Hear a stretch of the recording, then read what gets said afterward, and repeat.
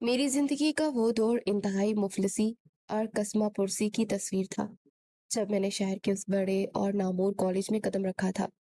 میں ایک انتہائی غریب اور سفید پوش گھرانے سے تعلق رکھتی تھی، جہاں صبح کے کھانے کے بعد شام کے چولہے کی کوئی ضمانت نہیں ہوتی تھی۔ میرے والد ایک معمولی سی کارخانے میں دہاڑی پر کام کرتے تھے، اور ان کی اتنی بساط نہیں تھی کہ وہ مجھے کسی اچھے تعلیمی ادارے میں پڑھا سکے۔ لیکن میں نے دن رات ایک درجے تعلیمی وظیفہ حاصل کیا تاکہ میں اپنی پڑھائی جاری رکھ سکوں اور اپنے گھر والوں کو کا سہارا بن سکوں۔ جب میں پہلے دن کالج پہنچی تو وہاں کا ماحول دیکھ کر میرے پیروں تلے سے زمین نکل گئی۔ وہاں شہر کے امیر ترین گھرانوں کے لڑکے اور لڑکیاں پڑھتے تھے، جن کے پاس مہنگی گاڑیاں، برانڈڈ کپڑے، قیمتی جوتے اور جدید ترین موبائل فونز موجود تھے۔ میں نے اپنے پرانے پیوند لگے کپڑوں اور ٹوٹے ہوئے چپل میں خود کو ایک الگ مخلوق سمجھ لیا تھا۔ کالج کی دیگر لڑکیاں جب آپس میں اپنی مہنگی شاپنگ اور بیرون ملک دوروں کی باتیں کرتی تھی تو میں چپ چاپ ایک کونے میں بیٹھ کر ان کی باتیں سنتی، اور میرے اندر ایک گہرا احساس کمتری جنم لینے لگتا۔ میں جب بھی آئینے میں اپنا چہرہ دیکھتی تو مجھے لگتا کہ خدا نے مجھے خوبصورتی تو بہت دی ہے، لیکن اس خوبصورتی کو نکھارنے کے لیے میرے پاس کوئی وسیلہ نہیں ہے۔ میری یہ خوبصورتی میرے غربت تلے دبی ہوئی ہے، اور یہی وجہ تھی کہ میں ہر وقت اپنے آپ میں جھجکنے لگی۔ میں کسی سے کھل کر بات نہیں کر پاتی تھی، اور نہ ہی کسی کے گروپ میں شامل ہونے کی ہمت کرتی تھی۔ جب بھی کوئی لڑکی میرے پاس سے گزرتی تو مجھے لگتا وہ میرے پرانے لباس کا مذاق اڑا رہی ہے، اور اس روزمرہ کی ذہنی اذیت اور تنہائی نے مجھے اندر سے بالکل توڑ دیا تھا۔ میں روزانہ کالج سے گھر واپس آتی اور اپنے کچے مکان کے کمرے میں بیٹھ کر روتی کہ آخر خدا نے مجھے اتنی غریب زندگی کیوں دی، جہاں میں اپنی بنیادی ضرورتوں کے لیے بھی ترستی ہوں۔ سے شدید احساس کمتری اور بے بسی کے عالم میں شاہ میری زندگی میں ایک نجات و ہند بن کر داخل ہوا۔ شاہ کالج کا سب سے امیر، بااثر اور خوبرو لڑکا تھا، جس کے پاس ٹاٹ پاٹ دیکھ کر ہر لڑکی اس کی طرف متوجہ ہونا چاہتی تھی۔ ایک دن جب میں کالج کی لائبریری کے باہر ایک کونے میں بیٹھی اپنی پھٹی ہوئی کتاب کو گوند سے جوڑ رہی تھی تو شاہ اچانک میرے سامنے آ کر کھڑا ہو گیا۔ اس نے بہت نرمی اور عزت سے مجھے بات چیت کا آغاز کیا۔ اس نے مجھ سے میری پڑھائی کے بارے میں پوچھا، میری سادگی کی تعریف شروع کی، تو میں ہمیشہ کی طرح جھجک میرے آرے آ گئی۔ اب میں نے اس سے دوری اختیار کرنے کی کوشش کی، کیونکہ میں جانتی تھی کہ ایک غریب لڑکی اور امیر لڑکے کے درمیان کوئی جوڑ نہیں ہو سکتا۔ لیکن شاہ ہار ماننے والوں میں سے نہیں تھا۔ اس نے روزانہ میرا پیچھا کرنا شروع کر دیا۔ وہ جب بھی مجھے کالج کی راہداریوں میں دیکھتا تو مسکرا کر سلام کرتا اور میری خیریت دریافت کرتا۔ آہستہ آہستہ اس کی ظاہری شرافت اور ہمدردی نے میرے دل کی دیواروں کو گرانا شروع کر دیا۔ وہ روزانہ کالج کے مرکزی دروازے پر اپنی چمکتی قیمتی سپورٹس گاڑی کے ساتھ میرا انتظار کرنے لگا، اور پورے کالج کے سامنے مجھے گھر چھوڑنے کا اصرار کرنے لگا۔ شروع میں بہت ڈرتی تھی کہ کوئی دیکھ نہ لے، لیکن شامر کا اصرار اتنا شدید ہوتا تھا کہ میں اس کی گاڑی میں بیٹھنے پر مجبور ہو جاتی۔ گاڑی میں بیٹھتے ہوئے مجھے مختلف برانڈڈ کے شاپنگ بیگز تھما دیتا، جن میں قیمتی ریشمی کپڑے، مہنگے جوتے اور نایاب خوشبوئیں ہوتی تھی۔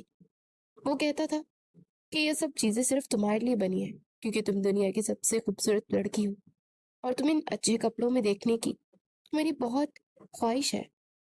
میں جب بھی اپنی غربت کا حوالہ دے کر ان مہنگی چیزوں کو لینے سے انکار کرتی یا کہتی کہ میں یہ سب افورڈ نہیں کر سکتی، تو مصنوعی ناراضگی کا اظہار کرتا اور کہتا کہ محبت میں پیسے کا کوئی حساب نہیں ہوتا، اور میری دولت پر سب سے پہلا حق تمہارا ہے۔ اس کے اس رویے نے مجھے اندر سے بہت خوش کر دیا تھا، کیونکہ اب میرے پاس بھی وہ سب چیزیں آنے لگی تھی جن کی میں نے صرف حسرت کی تھی، اور میں بھی کالج میں اچھے کپڑے پہن کر جانے لگی تھی، جس سے میرا احساس کمتری آہستہ آہستہ ختم ہونے لگا اور میری جھجک بھی دور ہو رہی تھی۔ لیکن جب یہ مہنگی چیزیں روزانہ میرے گھر آنے لگی تو میری ماں کی تیز نظروں سے بات چھپی نہ رہ سکی۔ ایک شام جب میں اپنے کمرے میں شامر کا دیا ایک قیمتی ریشمی سوٹ الماری میں رکھ رہی تھی تو میری ماں اچانک کمرے میں داخل ہوئی۔ ان کے ہاتھ میں وہ قیمتی پرفیوم تھا جو شامر نے مجھے گزشتہ روز دیا تھا۔ میری ماں نے بہت سنجیدگی اور تشویش سے مجھ سے سوال جواب کرنا شروع کر دیا کہ غریب کارخانے دار کی لڑکی کے پاس اتنے مہنگے کپڑے اور عطر کہاں سے آ رہے ہیں۔ ان کے چہرے پر خوف اور شک کے بادل صاف دیکھے جا سکتے تھے۔ میں نے گھبراہٹ میں اپنی ماں سے جھوٹ بول دیا اور کہا کہ امی، پریشان نہ ہو، میرے کالج میں ایک نئی دوست بنی ہے جس کا نام علیشہ ہے۔ وہ بہت امیر گھرانے سے تعلق رکھتی ہے، اور وہ مجھے اپنی سگی بہن کی طرح سمجھتی ہے۔ یہ سب تحفے تحائف اسی نے مجھے دیے کیونکہ اسے اچھا لگتا ہے کہ میں اس کے ساتھ اچھے لباس میں نظر آؤں۔ میری یہ بات سن کر میری ماں کے چہرے کے تاثرات اور سخت ہو گئے۔ انہوں نے مجھے اپنے پاس بٹھا کر میرا ہاتھ اپنے ہاتھ میں لے کر بہت پیار اور سختی کے امیزے میں سمجھانے لگی کہ بیٹا، میری ایک بات نہ ہمیشہ یاد رکھنا، انسان کو اپنی اصل حیثیت کبھی نہیں بولنی چاہیے۔ چادر دیکھ کر پاؤں پھیلانا ہی غیرت مند انسان کا شیوا ہوتا ہے۔ اس دنیا میں کوئی بھی امیر شخص کسی غریب کا کو بلا وجہ اتنے مہنگے تحائف نہیں دیتا۔ چمکتی ہوئی چیز ہر سونا نہیں ہوتی، اور مفت ملنے والی آسائشوں کے پیچھے ہمیشہ کوئی نہ کوئی بھاری قیمت چھپی ہوتی ہے۔ تم ایک غریب باپ کی بیٹی ہو، اور ہماری عزت ہی ہمارا سب کچھ ہے۔ اگر یہ عزت ایک بار چلی گئی تو دوبارہ کبھی لوٹ کر نہیں آئے گی، اس لیے ان چیزوں سے دور رہو اور اپنی پڑھائی پر توجہ دو۔ ماں کی نصیحتوں نے اس وقت تو میرے دل میں ایک خوف پیدا کر دیا، لیکن شاہ میر کی محبت کا جادو مجھ پر اس قدر حاوی ہو چکا تھا کہ میں نے ان باتوں کو پرانے زمانے کے خیالات سمجھ کر اپنے ذہن سے جھٹک دیا۔ اگلی صبح جب میں کالج گئی تو شاہ میر کا انداز مزید بدلا ہوا تھا۔ اب وہ صرف گاڑی گھمانے اور تحفے دینے تک محدود نہیں رہنا چاہتا تھا، بلکہ اس کے مطالبات پڑھنے لگے تھے۔ وہ اکثر مجھ سے اصرار کرتا کہ ہم کالج کے بعد کہیں اکیلے میں ملیں، جہاں ہمارے علاوہ کوئی تیسرا موجود نہ ہو۔ وہ مجھے مختلف ہوٹلوں اور نجی ریسٹورنٹ میں لے جانے کے بہانے ڈھونڈتا۔ وہ کہتا کہ پبلک مقامات پر لوگ ہمیں دیکھتے ہیں اور وہ مجھ سے کھل کر اپنے دل کی باتیں نہیں کر پاتا، لیکن میں اپنی ماں کی نصیحتوں اور خاندانی روایات کی وجہ سے ہمیشہ اسے صاف منع کر دیتی تھی۔ وہ کہتی تھی ہماری ملاقات کالج تک ہی ہونی چاہیے، اس سے آگے بڑھنا میرے لیے ممکن نہیں ہے۔ میرا یہ مسلسل انکار شاہ میر کی انا پر بہت گڑا گزرتا تھا۔ اس کے چہرے پر ایک عارضی غصہ ابھرتا تھا، لیکن وہ فوراً ہی مسکرا کر اپنی اس جھنجھلاہٹ کو چھپا لیتا تھا۔ وہ اپنے پیسے کے بلبوتے پر مجھے مکمل طور پر حاصل کر کے مزید بے چین ہو رہا تھا۔ اس بات پر اسے ہضم نہیں ہو رہی تھی کہ ایک غریب لڑکی اس جیسے امیر اور بااثر لڑکے کو بار بار منع کر رہی ہے۔ پھر وہ منحوس شام آئی جس نے میری اندھی محبت کا پردہ چاک کر دیا۔ اس دن شامر نے بہت ہی جذباتی انداز میں مجھ سے کہا کہ اس کی والدہ بہت بیمار ہے اور وہ بستر علامت پر مجھ سے ایک بار ملنے کی خواہش مند ہے۔ اس نے اپنی ماں کا واسطہ دیا اور روتے ہوئے کہا کہ اگر تم میرے ساتھ میرے گھر چلو گی تو میری ماں کو بہت خوشی ہوگی۔ میں اس کے اس جھوٹے اور مکارہ جال میں بری طرح سے پھنس گئی، کیونکہ میں نے سوچا کہ اگر اس کی ماں مجھ سے ملنا چاہتی ہے تو اس کا مطلب ہے کہ شاہ میر مجھ سے واقعی میں شادی کرنا چاہتا ہے۔ میں اس کے ساتھ گاڑی میں بیٹھ گئی، لیکن راستے میں مجھے احساس ہوا کہ وہ مجھے اس کے گھر کی طرف نہیں بلکہ شہر سے دور ایک ویران اور انتہائی مہنگے ہوٹل کی طرف لے جا رہا ہے۔ جب میں نے گھبرا کر پوچھا کہ شاہ میر ہم کہاں جا رہے ہیں، تمہارا گھر تو اس طرف نہیں ہے، تو اس نے بہت اطمینان سے کہا کہ میری امی کو ڈاکٹر نے اس ہوٹل کے ایک پرسکون وی آئی پی سوٹ میں منتقل کیا ہے تاکہ وہ شہر کے شور شرابے سے دور رہ سکے۔ اس کا یہ جواب سن کر میرے دل کو کسی انوکھی دشت سے دھڑکنے لگا، لیکن اب بہت دیر ہو چکی تھی۔ گاڑی ہوٹل کے نجی پارکنگ ایریا میں روک چکا تھا۔ مجھے اپنے ساتھ ہوٹل کے ایک سنسان اور پرتعیش کمرے میں لے گیا۔ جہاں ہم اس کمرے میں داخل ہوئے اس نے مجھے پیچھے سے بھاری لکڑے کا دروازہ بند کر کے اندر سے لاک کر دیا۔ تو کمرے میں اس کی والدہ کا دور دور تک کوئی نام و نشان نہیں تھا۔ وہاں صرف ایک بڑا سا بستر اور مدھم لائٹس چل رہی تھی۔ میں نے خوف سے کانپتے ہوئے شاہ میر کی طرف دیکھا اور پوچھا کہ شاہ میر تمہاری امی کہاں ہے؟ تم مجھے یہاں کیوں لائے ہو؟ میرے یہ الفاظ سنتے شاہ میر کے چہرے کے تمام ماسک اتر گئے۔ اس کی آنکھوں میں وہ پرانی ہمدردی اور محبت کا نام و نشان تک نہیں تھا، بلکہ اس کی جگہ ایک بھیانک اور وحشیانہ چمکنے لے لی تھی۔ اس نے انتہائی خباثت سے ہنستے ہوئے اپنی جیب سے نوٹوں کی گٹیاں نکالی اور انہیں بستر پر اچھالتے ہوئے کہنے لگا کہ میں نے تمہاری اس غربت پر لاکھوں روپے بہائے ہیں، تمہیں اچھے کپڑے پہنائے، تمہیں کالج میں ایک حیثیت دی، اور تم کیا سمجھا کہ میں یہ سب خیرات کر رہا تھا؟ اب وقت آ گیا کہ میں اپنی پوری انویسٹمنٹ کا سود سمیت فائدہ اٹھاؤں۔ وہ خباثت سے ہنستا میری طرف بڑھا تو میری روح کانپ اٹھی۔ اسے زبردستی میرا ہاتھ پکڑا، مجھے بستر کی طرف کھینچنے لگا۔ میں نے روتے ہوئے اس کے سامنے ہاتھ جوڑے، اپنی غربت کا واسطہ دیا، اپنی ماں کی عزت کی دہائی دی، لیکن اس پر ہوس کا بھوت سوار تھا۔ اس نے میری ایک نہ سنی اور اس نے مجھے پوری طاقت سے بستر پر پٹک دیا۔ میرا پورا وجود خوف اور صدمے سے نیم مردہ ہو چکا تھا۔ میں نے اپنے بچاؤ کی ہر ممکن کوشش کی، لیکن اس درندے کی طاقت کے سامنے میری ہر کوشش ناکام ہو رہی تھی۔ جیسے ہی وہ وحشیانہ انداز میں میرے اوپر جھکنے لگا، میں نے خوف اور ملامت سے اپنی آنکھیں میچ لی اور اپنے دل میں اپنے خدا کو پکارنے لگی کہ وہ میری اس درندے سے حفاظت کرے۔ شامر کا وحشیانہ روپ میرے سامنے تھا اور میری ہر چیخ اس بند کمرے کی دیواروں سے ٹکرا کر دم توڑ رہی تھی۔ उसने इंतहाई बेरहमी से मेरे ऊपर झुकते हुए जबरदस्ती शुरू कर दी। वो हवस में अंधा हो चुका था और मेरी इज्जत को ये नाजुक तार तार करने के लिए मुझे बेलिबास करने वाला था कि अचानक उसकी कोट की जेब में रखा मोबाइल फोन जोर जोर से बजने लगा। इस अचानक आवाज पर शामिर एक लम्हे के लिए रुका। उसके चेहरे पर शदीद झंझलाहट और गुस्सा था। उसने गुस्से से फोन निकाला और स्क्रीन पर आने वाले नाम को देखकर उसके चेहरे का रंग उड़ गया। उसके सख्त मिजाज और बासर बाबा का फोन था, जिनके सामने बोलने की उसमें हिम्मत नहीं थी। शामिर ने मेरी तरफ एक सफाक नजर डाली और फोन उठाकर कमरे से बाहर निकल गया ताकि वो सुकून से अपने बाबा की बात सुन सके। जैसे ही बारी दरवाजा बंद हुआ, मेरे अंदर न जाने कहां से भागने की आखिरी ताकत आ गई। मैंने एक सेकंड भी जाया नहीं किया और बिस्तर से उठकर अपने फटे हुए लिबास को संभालते कमरे से अकबी रास्ते दरवाजे की तरफ भागी। खुशकिस्मती से वो लॉक नहीं था। मैंने फौरन से उसे खोला और बाहर की तरफ भागने की तरफ दौड़ लगा दी। पूरा जिस्म मेरा कांप रहा था और दिल हलक में आ रहा था। मैंने पीछे मुड़कर भी नहीं देखा कि शामिर कहाँ है। मैं होटल की सीढ़ियों से होती हुई पागलों की तरह सड़क की तरफ भागती चली गई। मेरा हुलिया इंतहाई अबतर और हौलनाक था। बाल बिखरे हुए थे, कपड़े जगह जगह से फटे हुए थे। आंखों से बहने वाले आंसुओं ने चेहरे को दागदार कर दिया था। लोग सड़क पर मुझे इस हालत में देखकर रुक रहे थे, लेकिन मैं सिर्फ अपने घर की तरफ भाग रही थी। मैंने किसी तरह एक कच्चे रास्ते से होते लोगों की नजरों से बचते छुपते अपने मोहल्ले का रुख किया।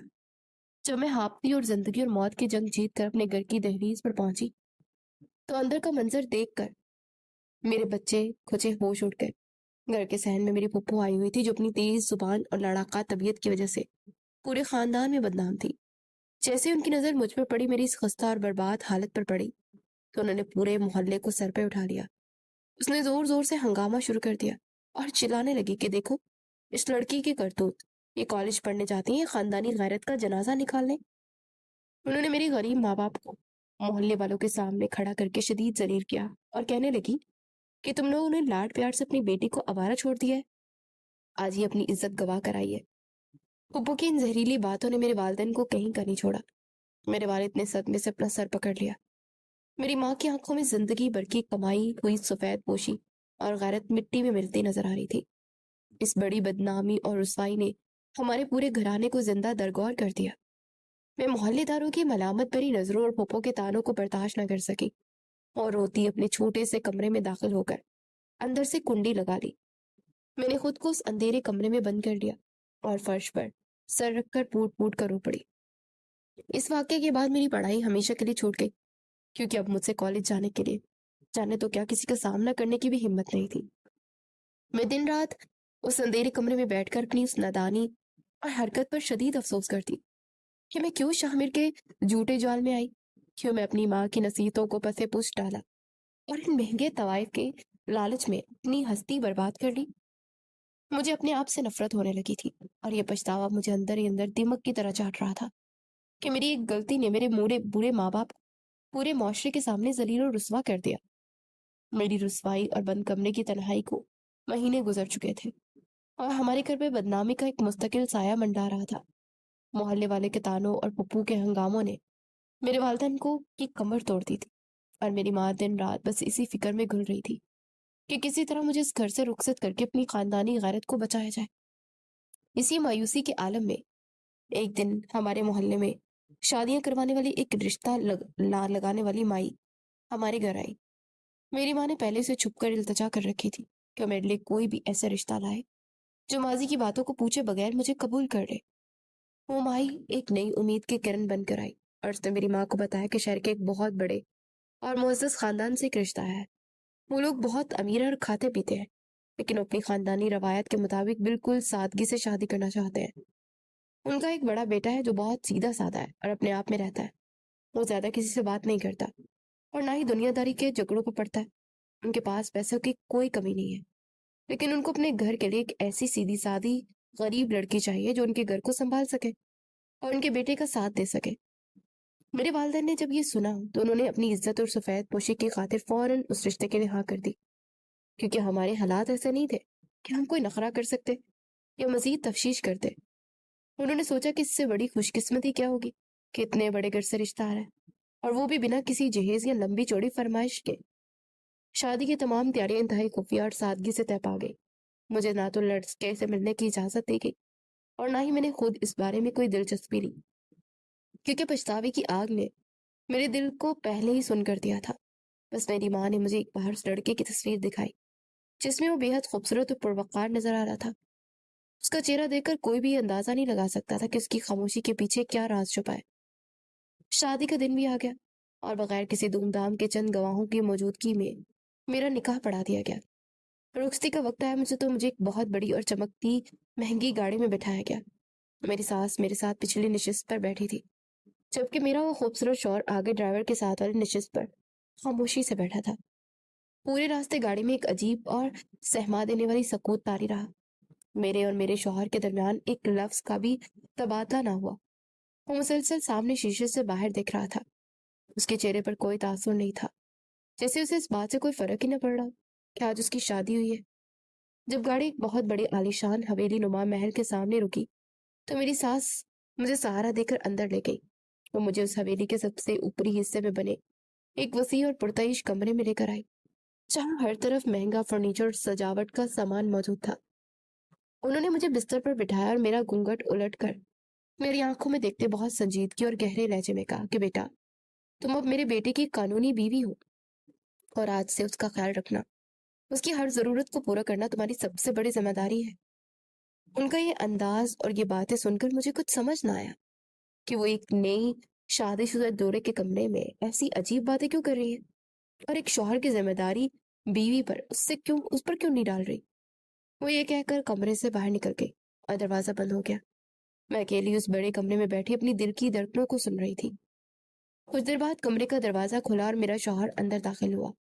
اس نے شیروانی اتار کر ایک طرف پھینک دی اور جیسے ہی وہ میرے قریب آیا تو اس کی حرکات و سنات اور اس کے بولنے کے انداز کو دیکھ کر میرے پیروں تلے سے زمین نکل گئی۔ اس کے چہرے پر بچوں جیسی معصومیت اور عجیب سی وحشت کا ملا جلا تاثر تھا۔ وہ مجھ سے عجیب و غریب باتیں کرنے لگا اور کھلونوں کی طرح کمرے کی چیزوں سے کھیلنے لگا۔ تب مجھ پر یہ ہولناک انکشاف ہوا کہ جس لڑکے کو سیدھا کہہ کر میری شادی کروائی گئی ہے وہ دراصل ذہنی طور پر مفلوج ہے اور اس کی ذہنی حالت بالکل ٹھیک نہیں، یعنی دنیا جسے پاگل کہتی تھی وہ میرا شوہر بن چکا تھا۔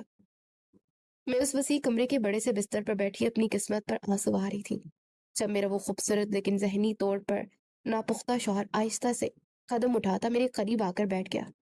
اس کے چہرے پر بچوں جیسی معصومیت تھی، لیکن اس کی جھیل جیسی گہری آنکھوں میں ایک عجیب سا سحر تھا جس نے مجھے اپنے سحر میں جکڑ لیا تھا۔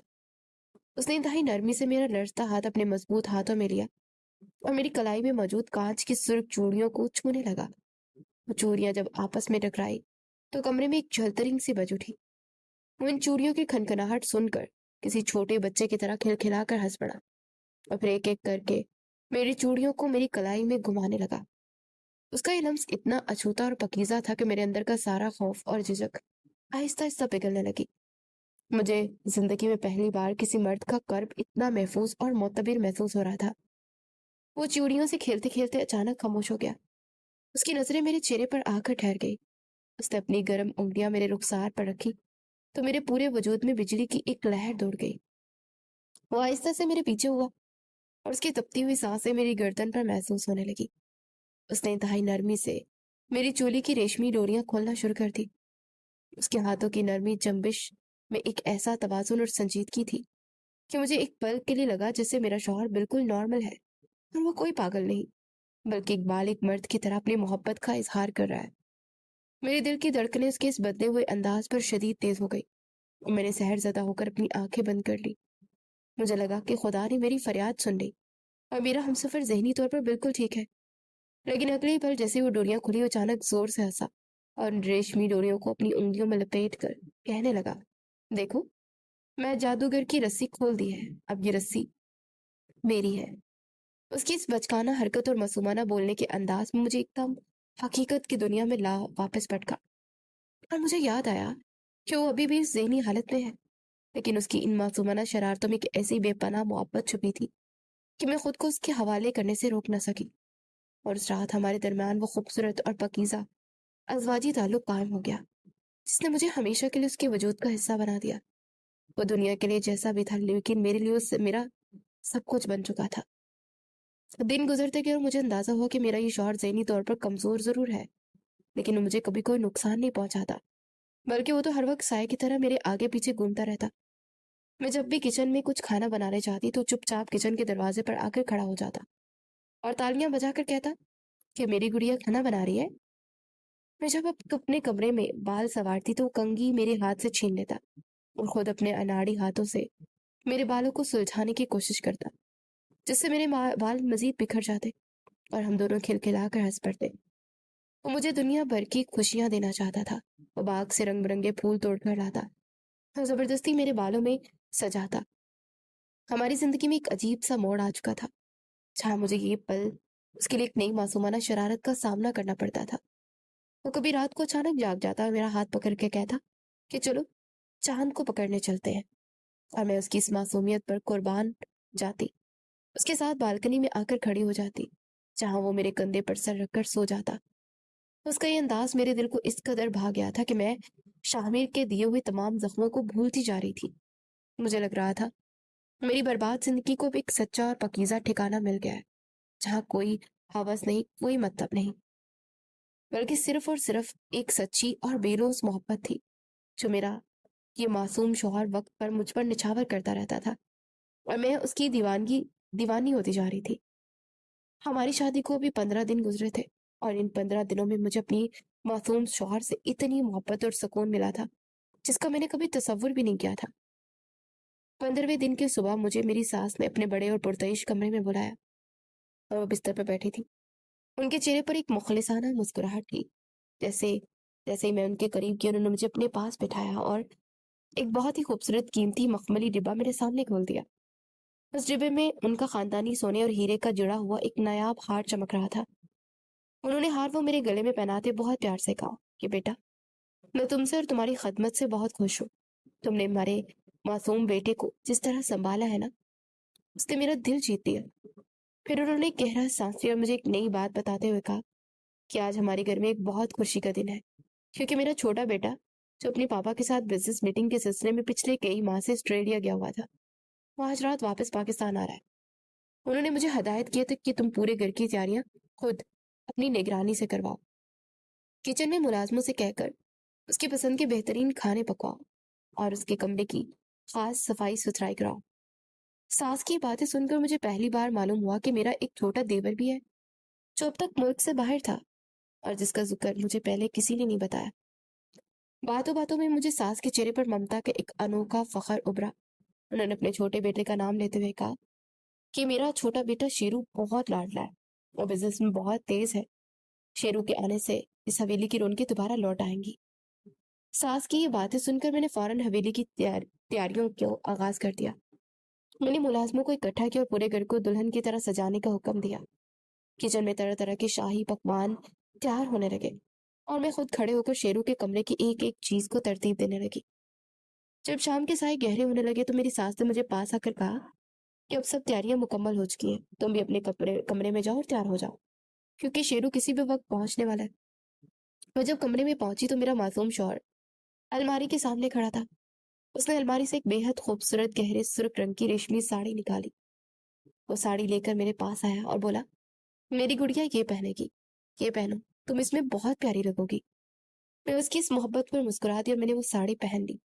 मैंने अपने बालों का खूबसूरत जोड़ा बनाया, हल्का सा मेकअप किया और सास का दिया वो खानदानी हार अपने गले में सजा लिया। मैं आईने के सामने खड़ी हो गई और खुद को देख रही थी कि इस लम्हे मेरा शौहर धीमे कदमों से चलता मेरे बिल्कुल पीछे आकर खड़ा हो गया। आईने में उसकी पुरकशिश और गहरी नजरें सीधी मेरी आंखों में झांक रही थी। कमरे की मध्यम रोशनी में हमारा अक्स एक सहर अंगेज मंजर पेश कर रहा था। उसने इंतहाई नरमी और रग़बत से अपने दोनों हाथ मेरी कमर पर फैलाए और मुझे आहिस्ता से अपने मजबूत वजूद के साथ लगा लिया। उसका तपता हुआ लम्स साड़ी के रेशमी कपड़े में चीरता मेरी रूह तक को गर्मा गया। उसने अपना चेहरा मेरी गर्दन के पास झुकाया, जहां उसकी गर्म और बेतरतीब सांसें मेरी धड़कनों को बेकाबू करने लगी। उसने बहुत धीरे से अपने लब मेरी गर्दन के नाजुक हिस्से पर रख दिए। उसके इस गहरे रोमानवी लम्स ने मेरा अकेडमिक पिघला कर रख दिया। अब मैंने सहरजदा होकर अपनी आंखें बंद कर ली और अपना सर उसके चौड़े शाने पर टिका दिया।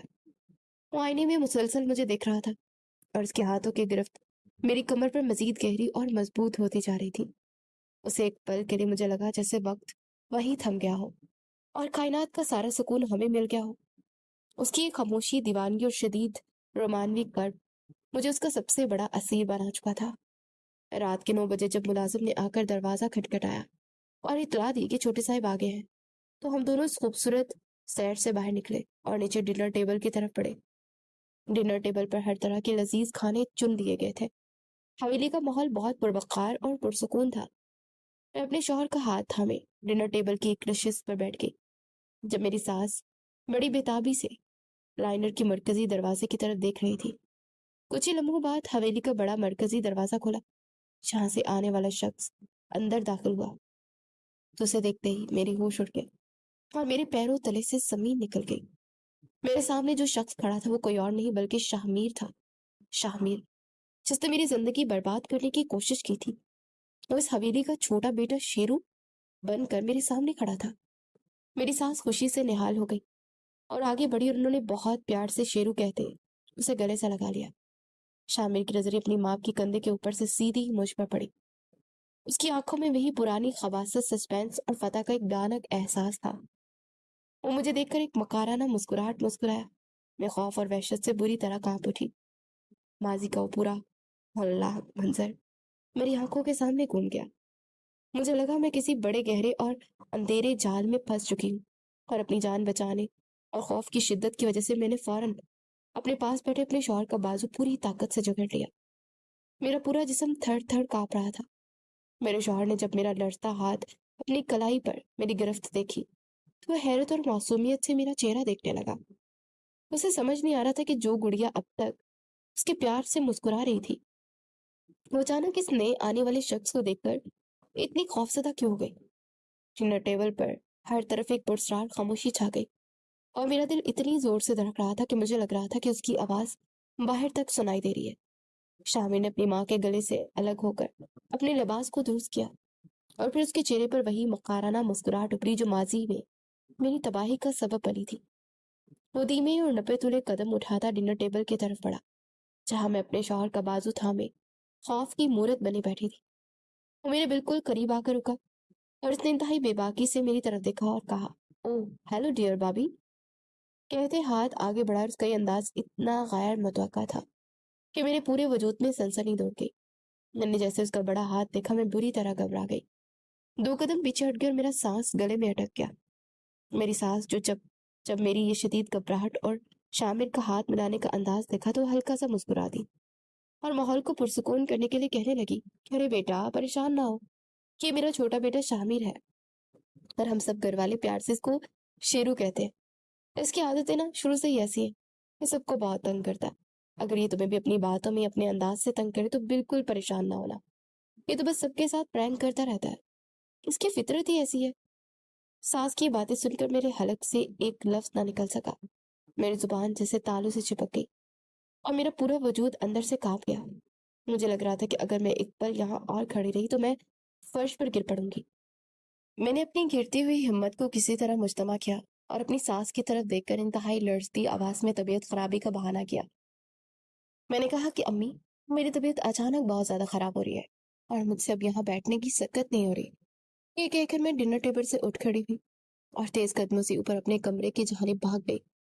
میرا معصوم شوہر جو اب تک حیرت سے مجھے دیکھ رہا تھا، وہ بھی میرے پیچھے پیچھے اوپر کمرے میں آ گیا۔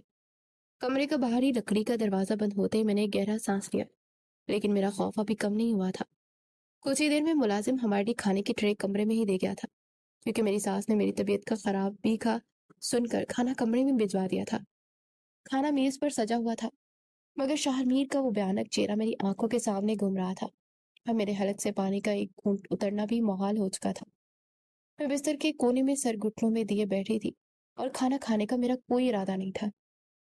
میرا شوہر جو کائنات کی ان تمام مکارانہ چالوں سے بالکل بے خبر تھا، وہ کھانے کی پلیٹ اٹھا کر میرے پاس آ کر بیٹھ گیا۔ اس نے اپنی معصوم اور اناری ہاتھوں سے چاول اور سالن کا ایک خوبصورت نوالا بنایا اور وہ نوالا میرے لبوں کے قریب لا کر بچوں کی طرح اصرار کرنے لگا کہ میری گڑیا کھانا کھائے گی، دیکھو یہ بہت مزے کا ہے، تم کھانا نہیں کھاؤ گی تو میں بھی نہیں کھاؤں گا۔ اس کا یہ بے لوث پیار دیکھ کر میری آنکھوں میں بار بار آنسو آ رہے تھے اور میں اپنی آنسوں کو چھپانے کی ناکام کوشش کر رہی تھی۔ میں اس وقت شدید خوفزدہ اور سہم چکی تھی کیونکہ مجھے لگ رہا تھا کہ شاہ اس حویلی میں اب میرے لیے کوئی نیا عذاب کھڑا کر دے گا۔ لیکن میرا شوہر اپنی ہی دن میں مگن تھا۔ اس نے جب دیکھا کہ میں کھانا نہیں کھا رہی تو مجھے بہلانے لگا، کہ اسے میرے ساتھ کھیلنے لگا۔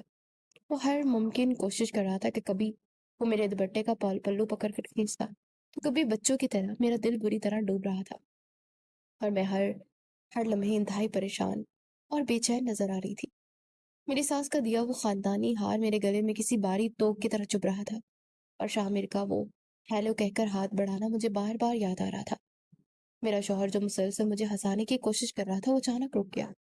اسے جب غور سے دیکھا تو میری آنکھیں سرخ ہو رہی تھی اور میرے گالوں پر آنسو کی لکیریں بن رہی تھی، تو اس کے چہرے پر بچکانہ ہنسی اکثر غائب ہو گئی۔ اس کے چہرے پر ایک عجیب سی سنجیدگی تڑپ ابھری۔ اس نے انتہائی نرمی سے آگے بڑھ کر اپنی گرم انگلیوں سے میرے گالوں پر بہتے ان گرم آنسو کو بہت پیار سے پوچھا اور بولا، رو مت گڑیا، تم روتی ہوئی بالکل اچھا نہیں لگتی۔ میں نے تمہیں بالکل تنگ نہیں کروں گا میں، اور نہ ہی کوئی شرارت کروں گا۔ تم شاید اس لیے رو رہی ہو نا کہ تم پر یہ بہت بھاری ساری پہنی ہے تم نے، اور تم اتنی دیر سے تیار ہو کر تھک گئی ہو۔ اس کی اس بے پناہ محبت اور معصومانہ فہم فراست نے میرے دل میں ایک گہرا اثر کیا، اور مجھے لگا کہ دنیا کے تمام مکار مردوں سے میرا یہ شوہر ہزار گنا بہتر ہے۔ اس نے مجھے آرام دینے کے لیے انتہائی نرمی سے میرے گہرے سرخ رنگ کی ریشمی ساڑی کے پلو کو میرے شانے سے اتار دیا، اور پھر بہت دھیمے سے ساڑی کے گرا کھولنے لگا۔ اس کے ہاتھوں کا لمس اب بچکانہ نہیں رہا تھا، بلکہ اس پہ ایک عجیب سی تپش آ چکی تھی۔ ساڑی کا ریشمی کپڑا سڑک پر جب فرش پر گرا تو کمرے کی مدھم روشنی میں ہماری پرچھائیاں بستر پر پھیل گئی۔ اس نے مجھے اپنے چوڑے اور مضبوط سینے سے لگا لیا، جہاں اسے دل کی بے ترتیب دھڑکنیں مجھے صاف سنائی دے رہی تھی۔ اس نے میرے چہرے کو اپنے دونوں ہاتھوں کے پیالوں میں لیا اور اپنے لبوں پر اپنے تپتے ہوئے لب رکھ دیے۔ اس کا یہ شدید قرب اور لمس میرے اندر کی سارے خوف کو آہستہ آہستہ پگھلا کر دور لے گیا۔ میں دنیا کے تمام ڈر کو بول کر اپنے شوہر کے وجود کی آغوش میں سمٹتی چلی گئی۔ اگلی صبح جب حویلی میں سورج کی پہلی کرن چمکی تو میرا دل کسی انجانے خوف سے بری طرح سے دھڑک رہا تھا۔ میرا معصوم شوہر رات کے گہرے رومانوی لمحات کی تھکن کے بعد ابھی تک بستر پر گہری نیند سو رہا تھا، اور اس کے چہرے پر ایک عجیب سا سکون تھا۔ میں دھیمے قدموں سے کمرے سے باہر آئی اور نیچے جا کر ملازمین سے روزمرہ کے کام کروانے لگی، لیکن حویلی کے لاؤنج میں کام کرتے ہوئے مجھے مسلسل یہ احساس ہو رہا تھا کہ کوئی میرا پیچھا کر رہا ہے۔ میں نے جب مڑ کر دیکھا تو میرا وہ مکار دیور شاہ میر یعنی شیرو دیوار سے ٹیک لگائے کھڑا تھا، اور اس کی گندی نظریں مسلسل میرے وجود کا طواف کر رہی تھی۔ وہ حویلی کی راہداریوں میں میرے پیچھے پیچھے گھومنے لگا تھا۔ میں وہاں جہاں بھی جاتی وہاں آ کر کھڑا ہو جاتا اور مجھے دیکھ کر مکارانہ انداز میں مسکراتا۔ کچھ دیر بعد وہ اپنے کمرے میں چلا گیا، اور اس نے کچن کے انٹرکام پر کال کر کے اپنے لیے بلیک کافی کا آرڈر دیا۔ اس وقت کچن کے تمام ملازم حویلی کی صفائی اور دیگر کاموں میں شدید مصروف تھے، اور بلیک کافی لے کے جانے کے لیے کوئی بھی فارغ نہیں تھا۔ مجبوراً مجھے خود کافی کا مگ اٹھا کر میں اس کے کمرے کی طرف جانا پڑا۔ جیسے ہی میں اس کے کمرے میں داخل ہوئی اور کافی کی ٹرے میز پر رکھی، فوراً واپس مڑنے لگی تو شامی نے ایک دم بجلی کی تیزی سے آگے بڑھ کر میرا نازک ہاتھ اپنی مضبوط اور گندی گرفت میں جکڑ لیا۔ میں خوف سے کانپ اٹھی اور اپنا ہاتھ چھوڑانے کی کوشش کرنے لگی تو وہ خباثت سے ہنسا، میرے چہرے کے بالکل قریب آ کر کہنے لگا کہ بابی جان، جب آسٹریلیا میں ماما نے مجھے ویڈیو کال پر تمہاری تصویر دکھائی تھی نا کہ تمہاری ہونے والی بابی ہے، تو میری خوشی کی کوئی انتہا ہی نہیں رہی تھی۔ مجھے یقین ہی نہیں آ رہا تھا کہ میری وہی غریب اور خوبصورت چڑیا خود اڑ کر میرے اپنے ہی گھر کے پنجرے میں آ گئی ہے۔ ٹھیک ہے، چلو اس دن ہوٹل کے کمرے میں تم مجھے چکما دے کر بھاگنے میں کامیاب ہو گئی، لیکن اب تم کہاں بھاگو گی؟ اب تو تم اسی حویلی میں ہو۔ ساری زندگی تمہیں میرے ساتھ ہی رہنا ہوگا اور میری ہر طلب کو پورا کرنا ہوگا۔ شامر کی یہ گناؤنی باتیں سن کر میرا خون کھول اٹھا، اور اندر نہ جانے میرے کہاں سے اتنی عجیب سی ہمت آ گئی کہ میں نے پوری طاقت سے اپنا ہاتھ جھٹک کر اس کی گرفت سے آزاد کروایا۔ اور اس سے پہلے کو کچھ سمجھ پاتا میں ایک زوردار چماٹا اس کے مکار چہرے پر مارا۔ چماٹے کی آواز پورے کمرے میں گونجی، اور شامر صدمے سے اپنا گال پکڑ کر رہ گیا۔ میں بغیر کچھ بولے پاگلوں کی طرح وہاں سے بھاگ کر اپنے کمرے میں آ گئی۔ اس واقعے کے بعد شامر کی خباثت مزید بڑھ گئی۔ وہ مسلسل ایک ہفتے تک سائے کی طرح میرے آگے پیچھے گھومتا رہا، اور کسی ایک موقع کی تلاش میں رہا جہاں میں بالکل اکیلی ہوں۔ وہ ڈنر ٹیبل پر سب کے سامنے مجھے ایسی نظروں سے دیکھتا کہ مجھے اپنے وجود سے گھن آنے لگتی۔ ایک ہفتے بعد بالآخر उसे वो मनहूस मौका मिल ही गया। दोपहर का वक्त था और हवेली में शदीद खामोशी थी। मेरी सास किसी काम से बाहर गई हुई थी और मेरा शौहर अपने कमरे में गहरी नींद सो रहा था। मैं लाउंज में बैठी थी कि अचानक एक मुलाजिम मेरे पास एक गिलास ठंडा जूस लेकर आया। उसने कहा, बड़ी बेगम साहब ने बाहर जाने से पहले ताकीद की थी कि गर्मी ज्यादा है, इसलिए आपको फ्रेश जूस बना कर दूं। मैंने आंखें बंद करके उस नौकर की बात पर एतबार कर लिया, क्योंकि बाहर बहुत गर्मी थी और मुझे इस वक्त शदीद प्यास लगी थी और मैं शामिर की अगली चाल से बिल्कुल बेखबर थी, इसलिए मैंने वो जूस पी लिया। मुझे क्या मालूम था कि उस मक्कार ने उस जूस के अंदर कोई तेज नशे वाली दवा मिला रखी है। जूस पीने के चंद ही मिनटों में मुझे अपने ऊपर सर में शदीद दर्द महसूस होने लगा और मेरा पूरा जिस्म सुन्न होने लगा। मेरी तबीयत बहुत ज्यादा खराब हो रही थी और मुझे लगा कि मुझे अभी मैं बेहोश होकर फर्श पर गिर जाऊंगी। मैं किसी तरह अपने कमरे की तरफ जाने के लिए लाउंज से बाहर निकलकर राहदारी में आई ताकि अपने शौहर को पुकार सकूं। लेकिन अभी मैं कमरे के दरवाजे पर पहुंची थी कि अचानक शामिर अंधेरे से निकलकर सामने आया। उसने मेरी उस बेबस और नेम मुर्दा हालत का पूरा फायदा उठाया और मुझे कमर के गिर्द से पूरी ताकत से जकड़ कर खींचता अपने अंधेरे कमरे की तरफ ले गया। नशे की उस तेज दवा ने मेरे पूरे वजूद को बेजान कर दिया। मेरी आंखों के सामने अंधेरा छा गया और मैं शायर शामिर के उस अंधेरे कमरे के बड़े से बिस्तर पर नेम मुर्दा हालत में पड़ी हुई थी और मुझ में अपनी उंगली तक हिलाने की हिम्मत नहीं थी। शामिर के सर पर हवस और इंतकाम का भूत सवार था। उसके चेहरे पर एक मकरू और वहशियाना मुस्कुराहट फैल चुकी थी। वो आहिस्ता आहिस्ता कदम बढ़ाता मेरे बिल्कुल करीब आया। उसने इंतहाई बेरहमी से मेरे नाजुक वजूद पर जबरदस्ती शुरू कर दी। वो मुझे इस बंद कमरे में बेलिबास करने ही वाला था और जैसे ही वो वहशियाना अंदाज में मेरे ऊपर झुका तो उसकी तपती हुई गंदी सांसें चेहरे पर महसूस होने लगी। उसने इंतहाई खबासत से हंसते हुए मलामत भरे लहजे में मुझसे कहा कि तुम्हारा वो पागल शौहर तुम्हें क्या खुशी देगा, जो तुम हर वक्त उसके पीछे मरी जा रही हो और उसके आगे पीछे चमची बनकर उसकी चापलूसी करती हो। दौलत तो मैं तुम्हें इतनी दे रहा था कि तुमने कभी ख्वाब में भी नहीं देखी होगी, लेकिन तुमने इस दौलत को ठुकरा कर एक पागल इंसान से शादी कर ली। इससे तो 1000 गुना अच्छा ये था कि तुम मेरी रखेल बनकर अयाशी की जिंदगी गुजारती और मेरे इशारों पर नाचती।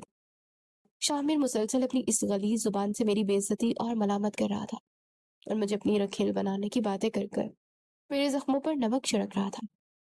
मैंने खौफ और शदीद सदमे से अपनी आंखें मीच ली और अपने दिल में अपने खुदा को पुकारने लगी, क्योंकि उस वक्त दुनिया की कोई ताकत मुझे उस दरिंदे से नहीं बचा सकती थी। वो खबासत से हंसता जैसे ही मेरे मजीद नजदीक हुआ और मेरे लिबास को ताड़ ताड़ करने लगा। अचानक पूरे कमरे में दरवाजा खुलने की एक जोरदार और बारी आवाज आई, जैसे किसी ने उस मजबूत कबाड़ को इंतहाई सुकून और महारत से खोला हो। उस अचानक आवाज पर शामिर का पूरा वजूद एक झटके से रुका। उसकी गिरफ्त मुझ पर से ढीली पड़ गई। मैंने अपनी नेमवा आंखों को पूरी ताकत से खोलकर जब सामने देखा तो मेरे होश उड़ गए और मेरा पूरा वजूद सदमे से जम गया। कमरे की दहलीज पर मेरा वही शौहर खड़ा था जिसे दुनिया पागल कहती थी, लेकिन उस वक्त उसके चेहरे पर बच्चों जैसी मासूमियत का दूर दूर तक कोई नामो निशान नहीं था। उसके चेहरे पर एक इंतहाई सर्द, सफाक और पुरएतमाद मुस्कुराहट थी। वो इंतहाई आराम और सुकून से अपनी जेब से महंगा लाइटर निकालकर अपनी सिगरेट सुलगा रहा था। उसकी आंखों में एक ऐसी चमक और गहरा सस्पेंस था जो मैंने आज तक उसके वजूद में नहीं देखा था। वो सिगरेट के गहरे कश लेता, धुआं उड़ाता, धीमे और नपे तुले कदमों से हमारी तरफ बढ़ने लगा। इससे पहले कि शामिर कुछ समझ पाता, मेरे शौहर ने बिजली की सी तेजी से बढ़कर शामिर को बालों से जकड़ लिया और एक जोरदार झटके से उसे पीछे दीवार की तरफ धकेल दिया।